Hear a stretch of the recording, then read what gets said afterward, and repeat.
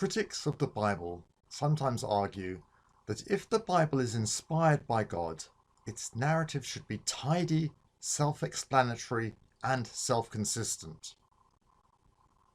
However, ancient historians know that potential contradictions and apparent mistakes are normal in true historical documents. In fact, if there weren't any, historians would conclude that the Bible was either made up or over-edited in order to correct it. Every now and then, a mystery is solved by new information. For example, Genesis locates Eden in eastern Turkey at the heads of the Euphrates and Tigris rivers.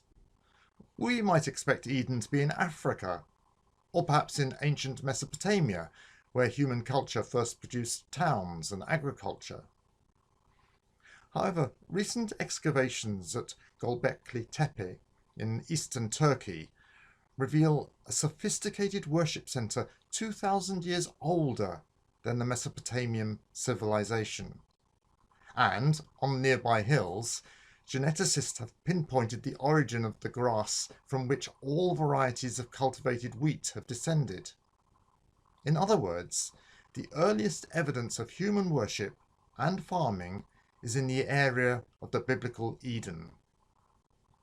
This doesn't mean that we found the identity of Eden, but the geographical clues in the Bible now agree with the clues from other disciplines.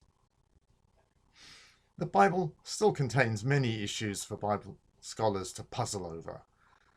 For example, Mark 2:26 says, David ate the holy bread reserved for the priests in the days of Abiathar, the high priest. But 1 Samuel 21 says it was the priest Ahimelech who gave David this bread. Commentators have come up with some ingenious solutions. For example, perhaps Abiathar was the high priest, because in this passage Ahimelech was merely called a priest. This would be credible if the high priest Abiathar had been the father of the priest Ahimelech, but actually it was the other way round. The real answer is probably that Abiathar was well known, and Ahimelech wasn't. Abiathar figures a great deal in the stories of David, whereas this is the only event recorded for Ahimelech. And we often do the same kind of thing. For example, we might say, in the days of President Kennedy, the Russians started the space race. Now, strictly speaking, the Russians launched Sputnik in 1957, and Kennedy's presidency started in 1961, but that detail doesn't really make the general statement false. In the same way, Mark says that David ate the high priest's bread back in the days of that famous high priest Abiathar, though Abiathar didn't actually become high priest until his father was killed a few months later. The Chicago Statement on Biblical Inerrancy says, Scripture is true and reliable in all matters it addresses. But it does allow for the possibility that scribes might occasionally have made a copying error. See Article 10. And it says that we should not judge Scripture by standards of truth and error that are alien to its usage and purpose. That's in Article 13. So this statement is not a simplistic conclusion that everything in the Bible is true as stated. God has chosen to communicate his word through fallible humans. And most of us would accept that these authors could make errors in grammar without affecting the truth of the message.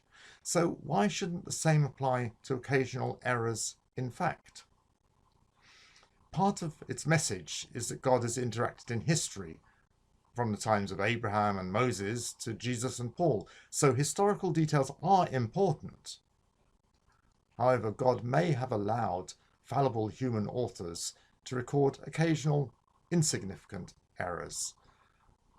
And we're going to continue to try and solve these apparent contradictions. Even historians investigating secular sources know that such problems are often due to our ignorance and may be explained later. real history is always complex, and apparent problems demonstrate that the Bible is a collection of real historical documents. But the history of the Bible contains events when God intervened, and that's the most exciting kind of history I can imagine. God bless.